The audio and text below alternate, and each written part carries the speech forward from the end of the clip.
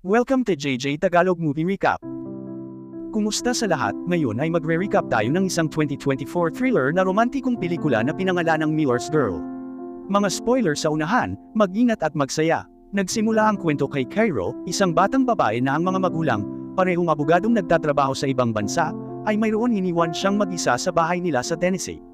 Nakahanap si Cairo ng aliw sa pagsulat, gamit ito bilang isang paraan upang makapagpahinga mula sa kanyang pag-iisa sitwasyon. Sa kabila ng kanyang paghihiwalay, siya ay naglalakbay patungo sa paaralan araw-araw, binabagtas ang woods na nakasuot ng miniskirt at high heels. Pagdating sa paaralan, nakatagpo ni Cairo si Jonathan Miller, ang kanilang guro. Si Jonathan ay isang nasa katanghaliang gulang na lalaki na minsan ay nagkimkim ng mga pangarap na maging isang may akda, ngunit sa huli nabigo. Sa kabila ng pagkakaiba-iba ng kanilang mga edad, si Jonathan ay may papel bilang ama sa buhay ni Cairo. Gayunpaman, pribadong hinahangaan ni Cairo si Jonathan. Habang maagang dumating si Cairo para sa klase, hiniling ni Jonathan sa kanya na simulan ang pagbabasa ng mga aklat na kanilang gagawin pag-aaral para sa semestre. Nagulat siya nang sabihin ni Cairo na nabasa na niya ang lahat ng 12 kinakailangang libro. Nag-uusap sila tungkol sa literatura hanggang kay Winnie, kaibigan ni Cairo, at paulit-ulit na estudyante ni Jonathan, dumating at niyaya si Cairo na kumain kasama niya. Pagkaalis ng mga babae, si Jonathan, na interesado sa mga pagpipilian sa pagbabasa ni Cairo, ay nagsuri ng mga aklat sa kanyang mesa. Biglang nagpakita ang kaibigan niyang si Boris, kumuha ng librong binabasa ni Jonathan, at nagsimulang manunukso pagbasa ng malakas ng isang tahasang sipi. Sinubukan ni Jonathan na pigilan si Boris na basahin ang malikot na bahagi, ngunit hindi nakinig si Boris. Nakita ni Boris ang isang aklat na sinulat ni Jonathan. Nagulat si Jonathan nang malaman ni Cairo ang kanyang libro.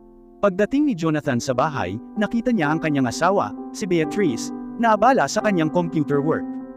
Sinubukan niyang makipag-chat sa kanya, ngunit mukhang masyadong abala ito para makipag-usap. Kaagad siyang tinawagan ni Jonathan para ibahagi ang kanyang pananabik tungkol sa pagbabasa ng isa sa kanyang mga estudyante kanyang aklat. Habang nag-uusap sila, tinawag siya ng katrabaho ni Beatrice na si Amy. Pagkatapos ng tawag, niligawan ni Jonathan ang kanyang asawa sa telepono, at nag-enjoy sila sabay na umiinom. Nagsimulang uminit ang mga bagay sa pagitan nila, ngunit nang malapit na silang maging matalik, tawag muli ni Amy, iniwan si Jonathan na bigo. Kinabukasan, ipinagtapat ni Jonathan kay Boris ang kanyang nakakadismaya na katapusan ng linggo at kung paano si Amy ang mga paggagambala ay sumire sa isang romantikong sandali kasama si Beatrice. Tinukso ni Boris si Jonathan tungkol sa kanyang mga sakuna at nagpatuloy sa pag-uusap tungkol sa kanyang sariling buhay. Habang nag-uusap sila, napansin nila si Cairo na umuusbong mula sa malapit na kakahuyan. Si Jonathan, na nakakaramdam pa rin ng pagkabalisa mula noong nakaraang araw, ay nakatingin sa kanya habang papalapit siya. Hindi alam ni Cairo ang tensyon, binati sila ng magiliw na hello matapos tanggalin ang kanyang headphones. Nakaramdam ng pagkadismaya sa pakikipagdalik, sinisikap ni Jonathan na mapanatili ang kanyang kalmado sa pamamagitan ng pakikibahagi sa casual pakikipag-usap kay Cairo. Nang sabihin ni Winnie na aksidenteng nahulog ang mga gamit niya sa locker room oras, nakita ni Boris ang kanyang tukana. Nilapitan niya ito at nagtanong tungkol sa kanyang mga pangangailangan, na pagtantong sinusubukan niyang akitin siya. Nang mapansin ito, sinabi ni Cairo kay Winnie na medyo matapang siya. Sinusubukan ni Winnie na magbigay ng mga ideya sa Cairo para sa isang sanaysay, ngunit sa palagay ni Cairo ay tila masyadong karaniwan ang mga ito. Biglang iminungkahi ni Winnie kay Cairo na subukan ng mga kaakit-akit na guro para sa material ng sanaysay. Si Cairo, na nalilito, ay itinuro ang malaking agwat ng edad sa pagitan nila, nakakaiba ito. Gayunpaman, si Winnie, sa pagiging malandi, ay tiniyak kay Cairo na okay lang. Iminumungkahi niya na si Jonathan ay tila isang mabait at magiliw na lalaki, na ginagawa siyang isang mahusay na pagpipilian para sa unang petsa ni Cairo, dahil hindi siya makakaramdam ng anumang discomfort. Sa kabila ng mga paunang reserbasyon ni Cairo, ang mapaglarong pagtitiyaga ni Winnie ay nakakaakit ng interes ni Cairo higit pa. Patuloy na tinutokso ni Winnie si Cairo, binanggit ang pananabik na tingin sa kanya ni Jonathan, na umalis si Cairo ay nakaramdam ng hiya at pagkalito. Sa pagdaan ng mga araw, lalong lumalaki ang interes ni Kyo sa sex. Habang ang pagnanais ni Cairo ay nagiging napakalaki, nais niyang maranasan ito ng buo. Sa klase, ang kanyang mga mata ay madalas na hinahanap si Jonathan, na nagpapahiwatig ng kanyang pagkahumaling sa kanya. Isang araw, tahimik na lumapit sa kanya si Jonathan mula sa likuran at bumulong sa kanya na salubungin siya kanyang opisina pagkatapos ng klase. Sa opisina ni Jonathan, nakipag-usap siya kay Boris at inanyayahan siyang sumama sa kanya at sa kanya asawa para sa hapunan. Pumayag naman si Boris, at masaya silang sumayaw bago umalis. Nahuli ni Cairo si Jonathan na sumasayaw, at pagkaalis ni Boris, sinubukan ni Jonathan na gayahin gumalaw ang sayaw ni Boris. Nagtawanan sila, at pagkatapos ay pinag-usapan nila si Winnie. Ipinahayag ni Jonathan ang kanyang pag-aproba sa kanilang pagkakaibigan at nagpatuloy sa pakikipag-usap tungkol sa Kairos kalagayan ng pamumuhay. Binabati din ng guro si Kairos sa kanyang mahusay na trabaho sa isa sa kanyang kamakailang mga piraso ng pagsulat. Siya ay humanga sa kanyang kakayahang mag-solo ng ilang linya mula sa kanyang isinulat. Kinikilala ang talento ni Cairo, hiniling sa kanya ng propesor na magsulat ng isang maikling kwento sa estilo ng kanyang paboritong may akda. Naniniwala siya na kung siya ay mahusay sa gawaing ito, malalampasan niya ang buong semestre sa paglipad mga kulay. Tinitingnan ito ng Cairo bilang isang perpektong pagkakataon at sabik na sumang-ayon na harapin ang hamon. Nagulat si Cairo sa kanyang propesor sa pamamagitan ng pagsisiwalat na nabasa niya ang kanyang mga libro, iniwan siyang tulala. Sinipi niya ang isang bahagi ng kanyang aklat, tulad ng pag-memorize niya sa bahagi ng isinulat ni Cairo. Tuwang-tuwa ang propesor at ipinagtapat na ang librong sinipi niya ay ang kauna-unahang libro nagsulat, na mayroong espesyal na kahalagahan para sa kanya. Inamin ni Miller na matagal na siyang walang naisulat. Ipinaliwanag niya na mula nang magpakasal, naging ordinaryo na ang kanyang buhay, kulang sa material upang magbigay ng inspirasyon sa isang libro. Cairo, sa paniniwalang siya ay walang inspirasyon, hinahamon siya na hanapin muli ang kislap na iyon at magsimulang magsulat muli. Inaanyayahan niya si Cairo na makipagkita sa katapusan ng linggo na iyon upang higit pang pag-usapan ang maikling kwento. Sa lugar ng pagpupulong, sinurpresa ni Jonathan si Cairo mula sa likuran. Habang nakikipag-usap sila, binanggit ni Jonathan kung paano nila hinahasa ang kanilang literatura mga kasanayang magkasama sa ilang sandali. Habang ang isang makata na nagngangalang Elliot ay gumaganap, si Cairo ay sumulyap kay Jonathan na nakikinig ng mabuti. Kalaunan ay pinuna nila ang tula ni Elliot, nagpapalitan ng mga saloobin at opinyon. Habang naninigarilyo si Cairo, inalok niya si Jonathan ng sigarilyo na tinanggap naman niya. Sa isang bagong araw ng pasukan, nagpasya si Cairo na baguhin ang kanyang hitsura. Dinadala niya ang kape kina Boris at Miller, at lahat sila ay tila mas kumpiyansa, naglalaro at pagbabahagi ng sigarilyo. Sinabi ni Cairo kay Winnie na kahit na walang sinabi ang propesor tungkol sa kanyang bagong hitsura, siya alam niyang nagustuhan niya.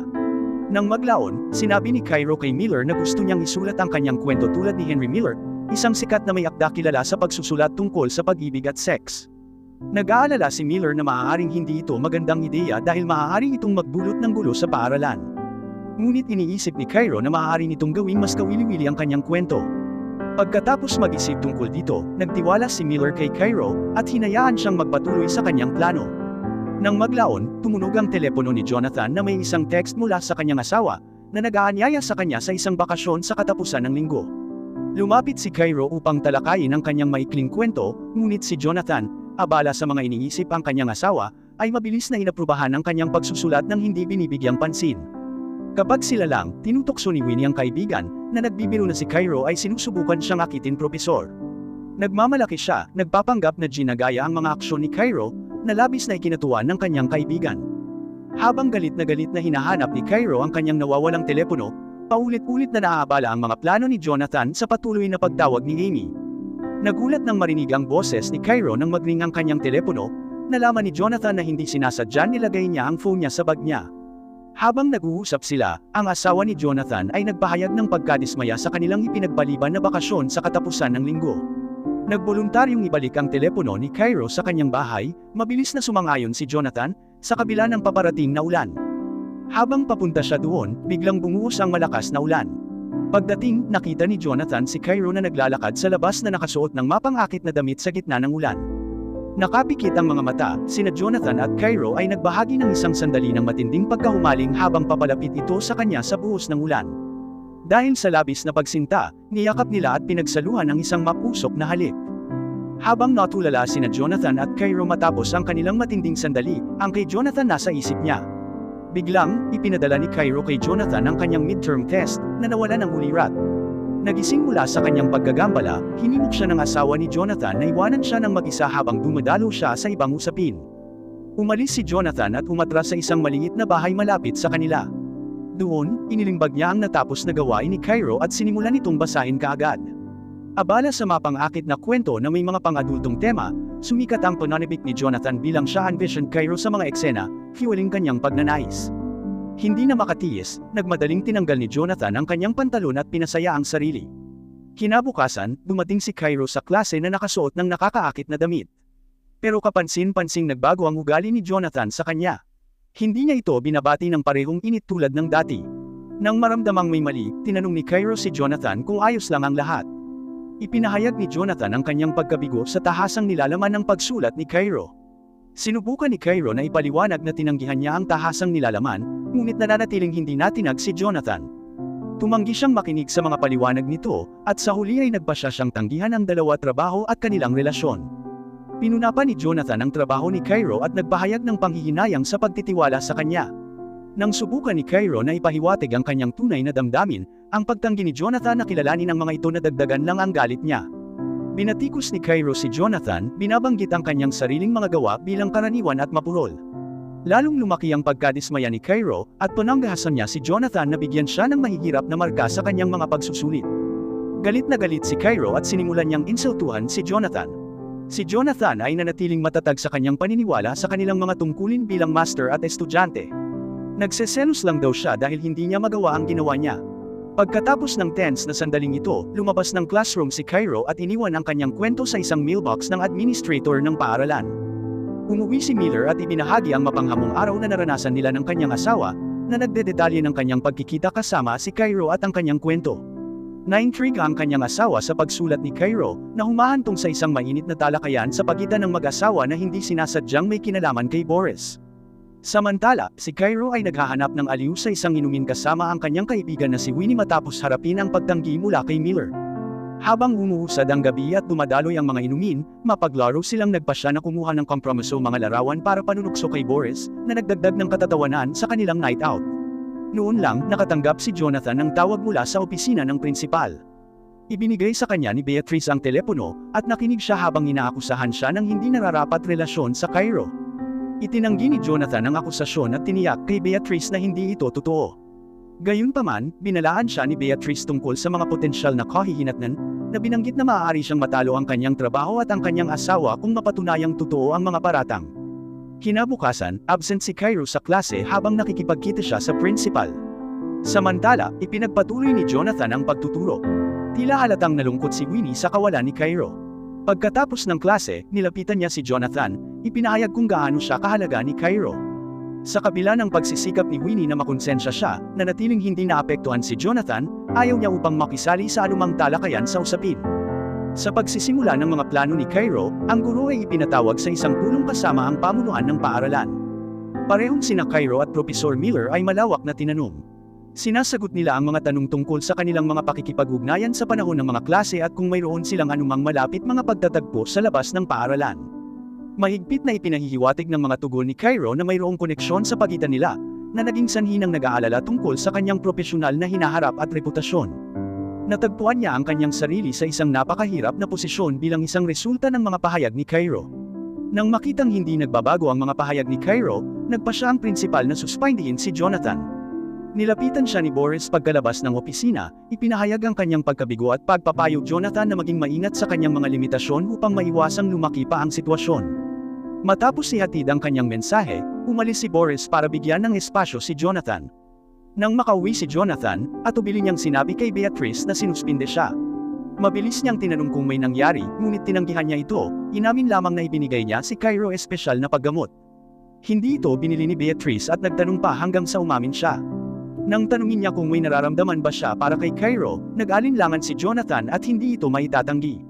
Dahil dito, malakas silang magtalo, na nagsasabi ng masasakit na salita sa isa't isa.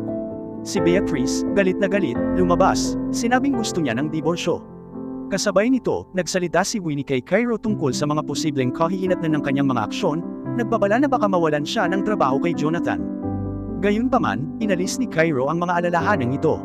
Nakita niya ito bilang kanyang pinakamalaking tagumpay, at isinama pa ito sa kanyang sanaysay sa kolehiyo. Ipinaliwanag ni Cairo kay Winnie na hindi mataas ang tingin ni Jonathan sa kanya, kaya ito ang paraan niya pagbabalik sa kanya. Ang sanaysay ni Cairo ay nagpinta ng isang matingkad na larawan ng mga potensyal na kahihinatnan na naghihintay kay Jonathan relasyon sa Cairo. Habang tinatapos niya ang kanyang pagsusulat, doon nagtatapos ang pelikula.